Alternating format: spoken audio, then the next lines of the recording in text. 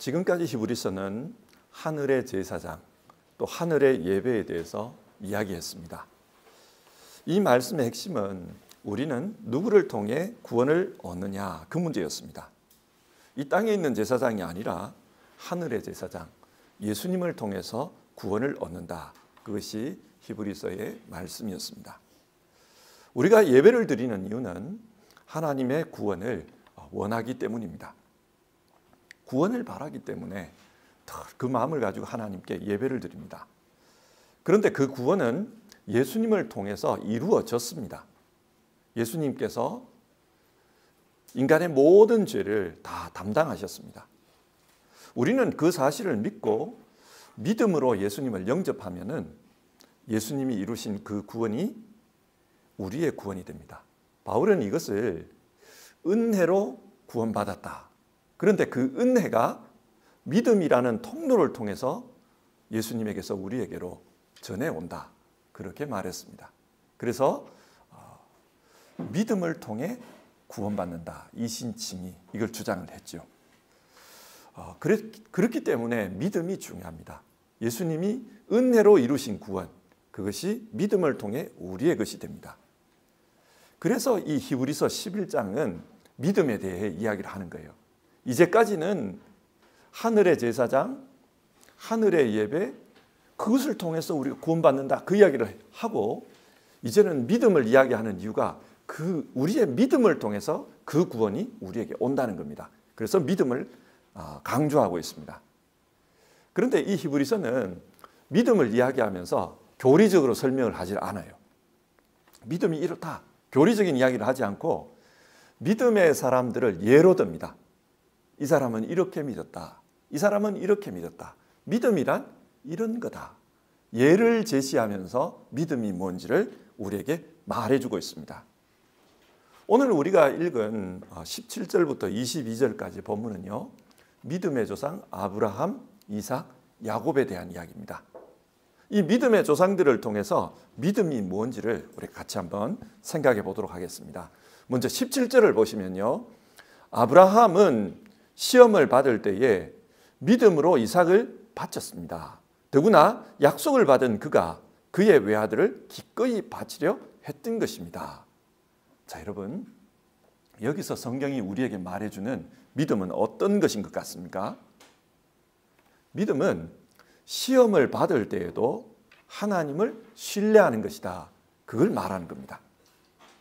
하나님께서 아브라함을 시험하셨습니다. 독자 이삭을 하나님께 제물로 바치라고 했습니다. 이 말씀을 들었을 때 아브라함의 마음이 어떠했을까요? 굉장히 혼란스럽지 않았겠습니까? 하나님께서 약속을 했습니다. 이 아들을 통해서 하늘의 별과 같이 많은 자손을 주겠다. 그렇게 약속을 하셨잖아요. 그렇게 약속해 놓고 이제 와서 이삭을 제물로 바치라는 겁니다. 우리도 살다 보면은 이런 경험이 있죠. 어떤 한 목사님을 예로 한번 들어보겠습니다. 한국에 계시는 목사님인데 이분은 탈북자 선교에 아주 열심인 분이에요. 한국에 지금 3만 명이 넘는다 그러잖아요. 탈북에서 오신 분들이. 그 탈북자들을 돕는 일을 많이 했습니다. 그리고 탈북자뿐만 아니라 노숙자라든지 이런 사회의 그 어려운 이웃들을 돕는 선교를 많이 했습니다. 그리고 그를 통해서 좋은 결과들이 많았어요. 그래서 사람들은 하나님께서 이 목사님을 통해서 귀한 일을 하시구나 그렇게 생각을 했습니다. 그런데 이 목사님이 암에 걸리셨어요. 정기검진을 하러 갔는데 암이라는 겁니다. 그 암이라는 이야기를 듣고 이분이 제일 먼저 들었던 생각이, 하나님 왜 저에게 이렇게 하십니까? 그 생각이 들더라는 거예요. 이분은 평소에 교회에서 하나님은 선하시다 그런 설교를 많이 했습니다. 인간이 이해할 수 없는 어떤 일이 일어나더라도 그래도 하나님은 선하시다 이런 설교를 많이 했다는 거예요. 그런데 자기에게 이해할 수 없는 이런 일이 일어나니까 그게 이해가 안 돼요. 왜 나한테 이러십니까?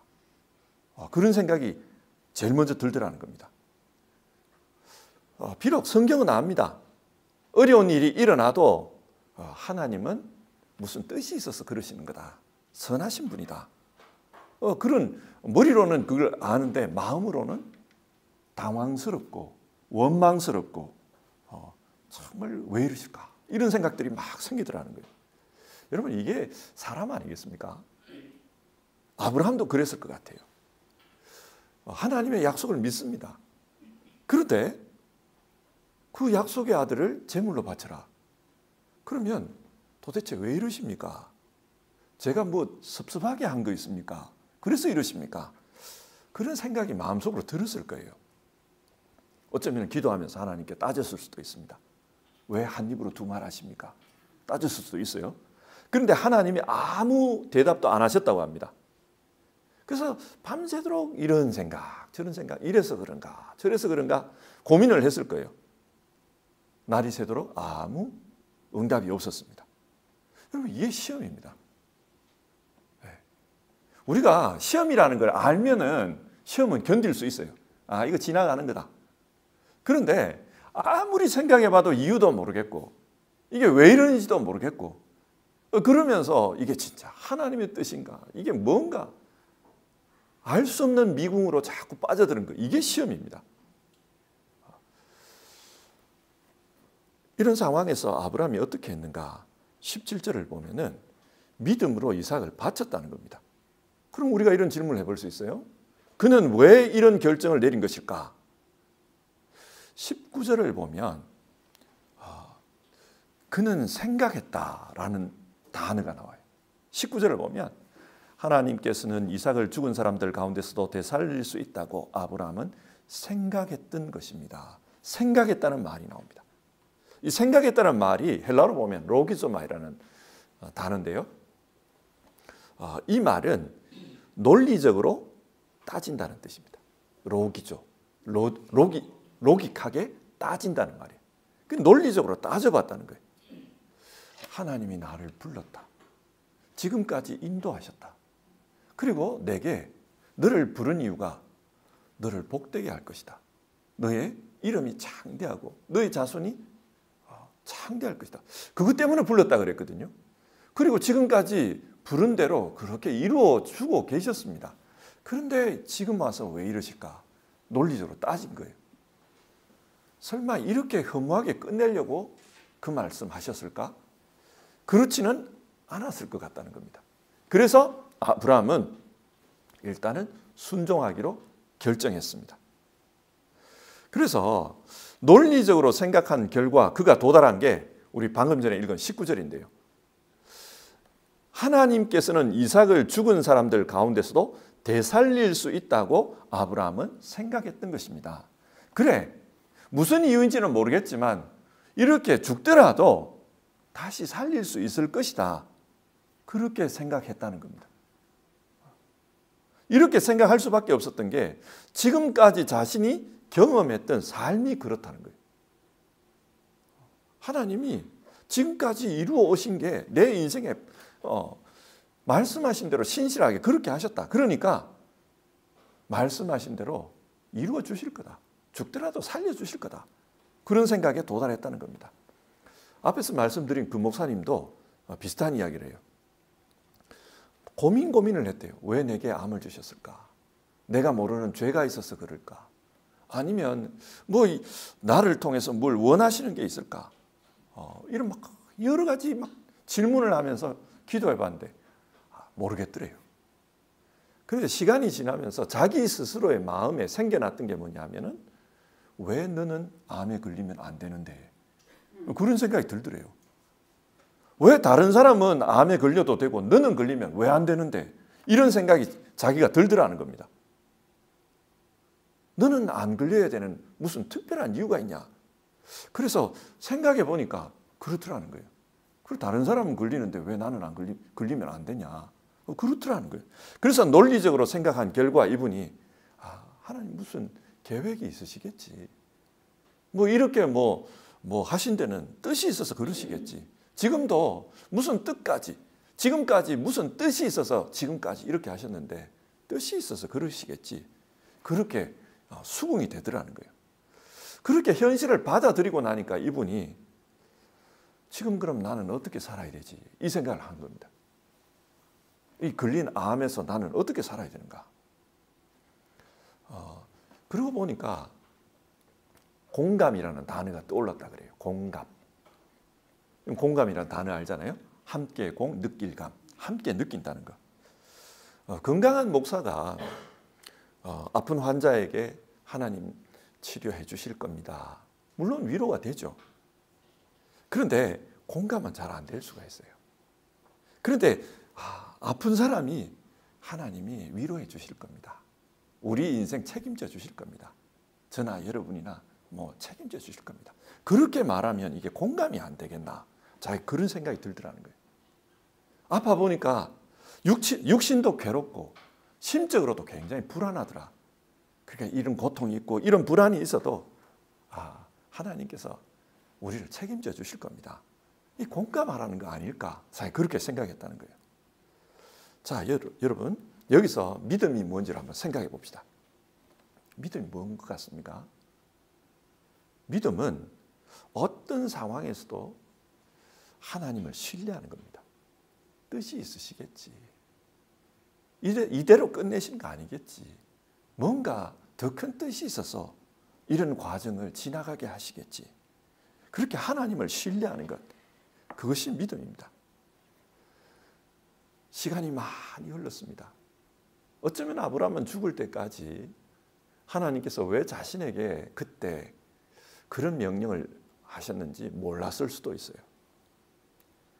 그러나 아마 하나님 나라에서 하나님과 함께 살아가는 아브라함은 이제는 알 것 같아요. 왜 하나님이 그렇게 하셨을까? 믿음의 조상을 삼기 위해서입니다. 누가 믿음의 조상입니까? 믿음이란 이런 거다. 그걸 보여줄 수 있는 사람이 믿음의 조상입니다.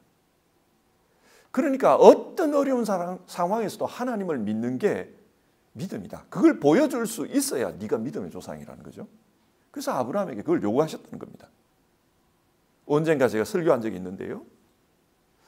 하나님은 우리를 구원하기 위해서 독생자를 주셨습니다. 그런데 사람들은 아무도 그 하나님의 마음을 몰라요. 그런데 아브라함은 이걸 알 것 같아요. 독생자를 죽인다는 것, 내 인생, 내 삶의 목적, 그걸 다 걸었던 그 사람을 죽인다는 것, 그 아들을 죽인다는 게 뭔지를 아브라함은 알았던 것 같아요.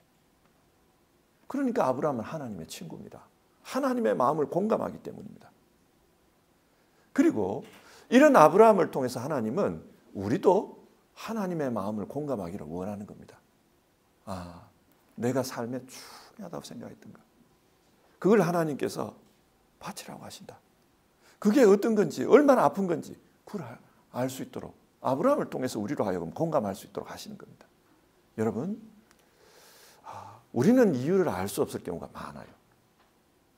시간이 한참 지나봐야, 어쩌면 하나님 나라에서 하나님 옆에 가봐야 알 수도 있어요. 그러나 하나님은 이유가 있습니다. 그러니 하나님을 신뢰하는 겁니다. 어떤 어려움이 있어도 하나님을 신뢰하라. 그게 믿음이다. 오늘 성경은 우리에게 그걸 말합니다. 두 번째로 믿음이 뭔가? 두 번째는 믿음은 지금 보이지 않아도 하나님의 일하심을 믿는 겁니다. 지금 현재 보이지 않아도 하나님의 일하심을 믿는 겁니다. 20절 한번 보겠습니다. 믿음으로 이삭은 또한 장래의 일을 놓고 야곱과 에서를 축복해 주었습니다. 이삭이 아주 늦은 나이에 아들을 얻었잖아요. 쌍둥이였습니다. 그리고 하나님께서 리브가를 통해서 주신 말씀이 있었는데 큰 자가 작은 자를 섬길 것이다 라는 말씀이었습니다. 리브가는 그걸 믿었어요. 하지만 이삭은 자기가 들은 게 아니잖아요. 한 달이 걸쳐서 들은 거잖아요. 그러다 보니까 부인의 말을 알기는 아는데 그보다는 세상의 관례를 따랐습니다. 그래서 둘이 다 자란 다음에 그래도 큰아들에게 축복을 해야 안 되겠냐. 그런 생각을 했던 겁니다. 그런데 결과가 어떻게 됐습니까? 이삭은 에서에게 축복하려고 애를 썼습니다. 근데 에서라고 축복을 했는데 그게 누구였습니까? 야곱이었어요. 이게 뭘 말합니까? 잠언 16장에 이걸 잘 말씀해 주고 있습니다. 사람이 자기의 길을 계획할지라도 그 걸음을 인도하시는 이는 하나님이시니라. 사람이 노력한다고 해서 노력한 대로 미래가 그렇게 되느냐? 그렇지 않은 경우가 많다는 거예요. 결국은 하나님의 뜻대로 된다. 성경 그걸 말합니다. 미래라는 말 한자로 한번 생각을 해보십시오. 안일미 올래. 그러니까 아직 오지 않은 것. 그게 미래입니다. 미래는 아직 오지 않은 것. 참 이게 신앙적이지 않습니까? 하나님이 우리에게 미래를 보내는 거예요. 그런데 아직까지는 오지 않았다. 그럼 그 미래가 어디에 있습니까? 하나님 안에 있는 거예요. 하나님이 그 미래를 가지고 계십니다. 그래서 때가 되면은 우리에게 올래 보내주시는 거예요. 사람들은 근거 없이 막연하게 미래를 낙관적으로 보는 경우가 있어요. 요즘 그 AI 기술이 발달하잖아요. 독일에서는 KI라 그러죠. 그 인공지능. 이게 참 발달을 합니다. 그리고 이 인공지능을 가진 인간 휴머노이드가 생길 거다. 그런 이야기를 해요. 그러니까 인간같이 생각하고 인간처럼 행동하는 로봇이죠. 그죠? 자기 스스로가 생각을 합니다. 그러니까 이런 로봇가 있으면은 인간이 하지 못하는 일을 할 수 있어요. 예를 들어서 우리가 저 지하 몇천 미터 밑으로 그 용암이 있는 그런 데를 우리가 어떻게 탐사를 하겠습니까? 그리고 지하 수천 미터, 그 수압이 높은데 그거 어떻게 인간이 탐사하겠어요? 근데 이런 로봇들은 우리 같은 심장이 없으니까 탐사할 수 있을 거예요. 그러니까 굉장히 이런 휴머노이드 로봇들을 통해서 인류가 굉장히 발전할 거다. 우주로 보낸다. 지금은 이제 우주 비행사가 가야 되는데 갔다가 못 오면 큰일 나잖아요. 근데 이런 로봇 인간 보내면은 죽지를 않으니까. 그러면 계속 우주에 대한 정보를 받을 수 있을 거다. 막연하게 좀 낙관적으로 보고 있어요. 근데 원래죠. 그 노벨상 받으신 분이 경고를 했잖아요. 어쩌면 이 인공지능 때문에 인류가 망할 수도 있다. 그런 이야기를 했어요. 무슨 말입니까? 우리는 몰라요. 미래가 낙관적일지 아니면 진짜 망할지 우리는 모릅니다. 불확실해요. 불확실하다는 게 우리에게는 심리적으로 어떤 느낌을 줍니까? 확실치 않다. 불안한 거예요. 그래서 우리는 미래를 생각할 때 늘 불안합니다. 내가 계획한 대로 될까? 막 미래를 준비해요. 그런데 내 준비한 대로 흘러갈까? 불안해요. 그래서 보험을 들고 페어 지시어론 그러죠. 그죠? 지시하게 만든다고 페어 지시어론 그러지 않습니까? 그런데 그래도 불안한 거예요. 내 계획대로 될지 안 될지 모르니까. 이게 미래는 내게 아니에요. 지금 내게 있는 게 아니니까 하나님으로부터 오는 겁니다. 자, 그러면 이 믿음의 사람들, 이 사람들은 이 미래를 어떻게 살았습니까? 이분들 역시 미래는 오지 않은 거예요. 근데 이 사람들은 어떻게 살았는가? 21절을 보면 야곱은 죽을 때에 믿음으로 요셉의 아들들을 하나하나 축복해주고 그의 지팡이를 짚고 서서 하나님께 경배를 드렸습니다. 야곱은 죽기 전에 자신의 그 손자들을 축복했다는 거예요. 하나님께서 우리 가족들을 통해 세상에 복이 오게 하겠다고 했다. 우리는 복의 통로다. 하나님이 주신 약속이다. 하나님께서 우리 가족에게 큰 민족이 되게 하겠다고 아브라함을 통해서 약속했다. 하늘의 별과 같이 되게 하겠다고 약속했다. 현실만 보면 그 몇 명 안 돼요. 아들 12명에 손자 몇 명? 한 7, 80명. 그게 다예요. 그런데도 축복을 하면서 하나님께서 우리를 하늘의 별과 같이 된다고 했다. 창대케 하고 그리고 우리의 이름이 위대하게 한다고 했다. 이걸 믿으면서 축복하는 겁니다. 그래서 너는 어떻게 될 거고 너는 어떻게 될 거고 너를 통해서 이런 일이 일어날 거고 그 축복을 하는 겁니다. 그런데 이 요셉의 두 아들을 에브라임과 므낫세를 축복할 때는 좀 이상한 행동을 했다는 거예요. 관례에 따르면은 큰 자에게는 오른손을 얹어야 되고 작은 자에게는 왼손을 얹어야 됩니다. 그런데 갑자기 야곱이 이렇게 손을 엇갈려 가지고 얹더라는 거예요. 그래서 작은 자에게 오른손을 얹더라. 그래서 요셉이 말렸습니다. 아버지, 지금 잘못 얹으셨습니다. 손을 잘못 얹었습니다. 그러니까 야곱이 뭐라 그럽니까? 얘야, 나도 안다. 나도 안다 그래. 자, 우리 한번 생각해 봅시다. 이때 야곱은 에브라임과 므낫세의 미래를 알고 있었을까요? 얘가 어떻게 되고 얘가 어떻게 되고 알았을까요? 성경에 에브라임과 므낫세의 미래가 안 나와요. 이야기가 별로 없습니다. 성경에. 요 기도 이렇게 했다는 이야기는 있지만 므낫세가 어떻게 됐고 에브라임이 어떻게 됐고 이 이야기가 없어요. 어쩌면은 야곱도 이 손자들의 미래를 자세히는 몰랐을 겁니다. 얘가 더 큰, 작은 애가 더 크게 되겠다. 이거는 알았을지 모르겠지만 자세히는 몰랐을 거예요. 그런데 그럼 왜 이렇게 했을까요? 네. 미래를 믿은 겁니다. 하나님께서 얘를 크게 한다고 하시구나. 어떤 건지는 모르겠지만 그 미래는 하나님께 있으니까 하나님 그렇게 하신다 그러면 얘가 크게 되겠구나. 그걸 믿는 거예요. 내게 아직 오지 않았지만 하나님께서 그렇게 만들어 가실 거다. 미래를 그렇게 만들어 가실 거다. 그걸 믿는 거예요. 그래서 손을 이렇게 얹는 겁니다. 확실해서 믿는 게 아니라 그 하나님을 믿기 때문에 믿는 겁니다. 믿음은 이겁니다. 믿음은 오지 않은 그것마저도 하나님께 맡기는 거예요. 불확실한 그걸 하나님께 맡기는 겁니다. 하나님께서 일해 가실 거다. 그거 믿고 맡기는 것, 그게 믿음입니다.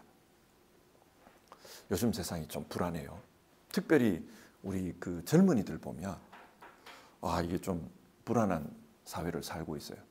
사회가 좀 이게 자꾸 변하잖아요. 변하는데 속도가 좀 빠르게 변하는 것 같아요. 우리 어르신들 독일에 오래 사셨으니까 독일에 난민이 이렇게 100만 명 이상 들어오고 그리고 이 베를린 시내 우반을 타는데 독일 사람보다 이 외국인이 더 많아지고 이걸 여러분 예상하셨습니까? 제가 그 우반 타는 그 바노프는요. 화장실이에요. 큰 거 작은 거 막 얼마나 그걸 하시는지 지나올 수가 없어요. 여러분 그거 예상하셨습니까? 저는 독일에 그렇게 오래 안 살았지만 예전엔 독일이 진짜 깨끗하다고 생각했거든요. 제가 사는 그 동네는 진짜 깨끗했어요. 정말 깨끗하고 독일은 정말 질서가 이게 잘 잡힌 나라다 그런 생각인데 거기가 화장실이 될 줄은 꿈에도 생각을 못했어요. 어떻게 변하는 얼마나 빨리 변한지. 요즘 젊은이들 보면은 직장이 계약직이 많아요. 평생 이 직장이 잘 없고 몇 년 단위로 그렇게 계약을 한단 말이에요. 그러니까 젊은이들 같은 경우는 취직을 해도 몇 년 뒤에 내가 어떻게 될지 모른다. 어떻게 바뀔지 모른다. 이런 불안감을 가지고 있는 거예요. 자, 이런 상황에서 믿음으로 산다는 게 뭡니까? 미래를 하나님께 맡기는 거예요. 불확실합니다. 하나님께 맡기는 거예요. 하나님께서 미래를 주관하시고 자신 안에 그 오지 않은 그것을 가지고 계시니까 그분께 맡기는 거예요. 그게 믿음입니다. 자, 어디까지 맡기는가? 마지막까지 맡기는 거예요. 21절 보겠습니다. 야곱은 죽을 때에 믿음으로 요셉의 아들들을 하나하나 축복해주고 그 지팡이를 짚고 서서 하나님께 경배를 드렸습니다. 여기서 지팡이를 짚고 서서 이렇게 이제 번역을 했는데 이 지팡이라는 요 단어를요 침상이라고 번역할 수도 있어요. 그러니까 침상에 누워서 하나님 앞에 경배를 드렸다는 거예요. 내 인생 아버지께 맡깁니다. 경배를 드린 거예요. 22절 한번 보겠습니다. 믿음으로 요셉은 죽을 때에 이스라엘 자손이 이집트에서 나갈 일을 언급하고 자기 뼈를 어떻게 할지를 지시하였습니다. 요셉도 자기 인생 마지막을 어떻게 했는가? 하나님 약속을 믿은 거예요. 아브라함에게 이야기를 할 때 4대 만에 돌아올 거다. 네 후손이 4대 만에 이집트에서 돌아올 거다. 그랬으니까 언젠가 돌아간다. 돌아갈 때 내 뼈를 가지고 가서 우리 조상님들이 살았던 그 땅에 묻어다오. 자기 아들들에게 유언을 남긴 겁니다. 왜 그렇습니까? 하나님의 약속대로 될 거다. 그걸 믿은 거예요. 그래서 그렇게 한 겁니다. 믿음의 사람들은 자신의 마지막도 하나님께 맡깁니다. 이게 믿음이에요. 잘 살아온 사람도 마지막을 생각하면 사실 겁이 나요. 나는 겁 안 납니다. 물론 그런 담대한 믿음의 사람들도 계시겠지만 대부분의 경우는 생명이 끝난다 이런 생각을 하면 겁이 나요. 그런데 그 마지막까지도 하나님께 맡겨라. 그게 믿음이다. 그거예요. 성경. 예수님께서 마지막에 하신 말씀이 뭡니까? 아버지, 내 영혼을 아버지 손에 맡깁니다. 그 하나님께 맡기는 것. 그게 믿음이라는 겁니다. 자, 오늘 성경 이야기를 우리 한번 정리해 봅시다. 오늘 성경은 우리에게 믿음에 대해서 이야기합니다. 믿음이 뭐냐? 왜 이야기를 합니까? 앞에서 구원에 대해서 이야기를 했어요. 앞에서 하늘에 우리가 예배를 드리는 이유가, 하늘의 제사를 드리는 이유가, 하늘의 제사장을 통해서 제사 드리는 이유가 구원을 위해서다. 근데 그 하늘의 제사장이 이룬 그 구원이 우리에게 어떻게 오는가? 믿음을 통해서 온다. 그래서 믿음을 가지라. 그 이야기를 하는 거 아닙니까? 믿음이 어떤 거냐? 오늘 성경은 어떤 상황에서도 하나님 신뢰하는 게 믿음이다. 그 이야기를 해요. 아마 이 당시에 이 히브리서를 읽는 사람들은 박해를 많이 받았을 겁니다. 그렇기 때문에 삶이 어려웠어요. 어떤 상황 속에서도 하나님을 신뢰하는 거다. 그 이야기를 합니다. 그리고 미래가 불확실해요. 더 나쁜, 더 악한 이 황제가 나타나서 더 큰 박해를 할지 어떻게 할지 불확실해요. 자, 그런 상황에서도 불확실한 이 미래를 하나님께 맡기고 사는 거다.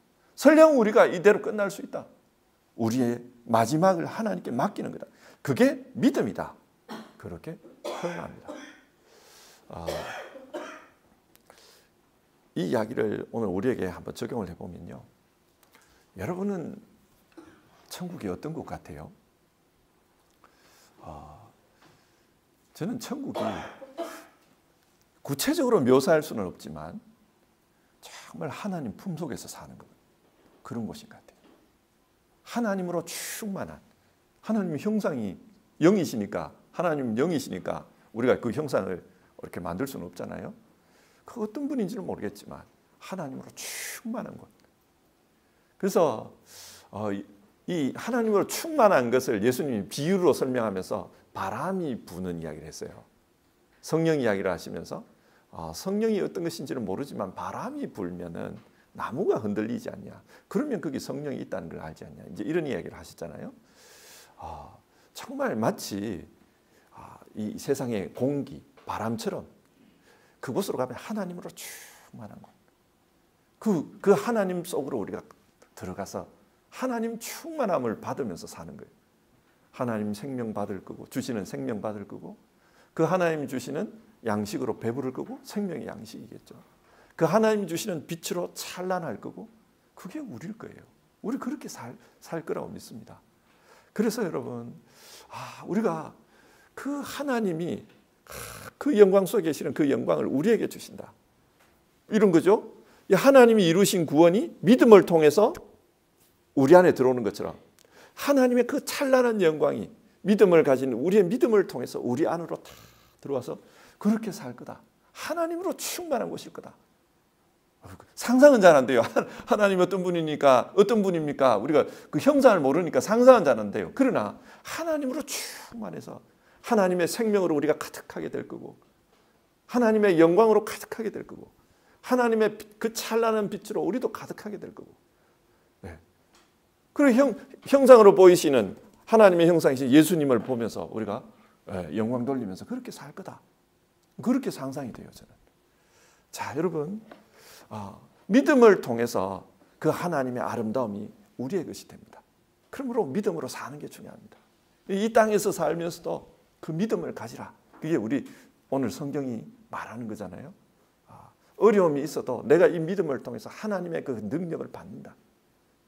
정말 내 힘으로는 견디기 어려운 그런 고통과 내 능력으로는 해결할 수 없는 이런 어려움과 이 모든 것도 내 믿음을 통해서 하나님이 주시는 그 능력으로 내가 살아간다. 이런 생각을 가지고 이 땅에서 살았으면 좋겠습니다. 어려움 당할 때도 하나님께서 우리에게 은혜 베풀어 주실 거다. 그 믿는 신뢰하는 믿음. 그리고 뭔가 불확실하지만 미래는 하나님 안에 있다. 아직 오지 않았지만 하나님으로부터 우리에게로 올 거다. 그걸 믿으면서 그렇게 신뢰하면서 살았으면 좋겠습니다. 우리 모두 그렇게 살았으면 합니다. 자, 우리 549장이요. 찬송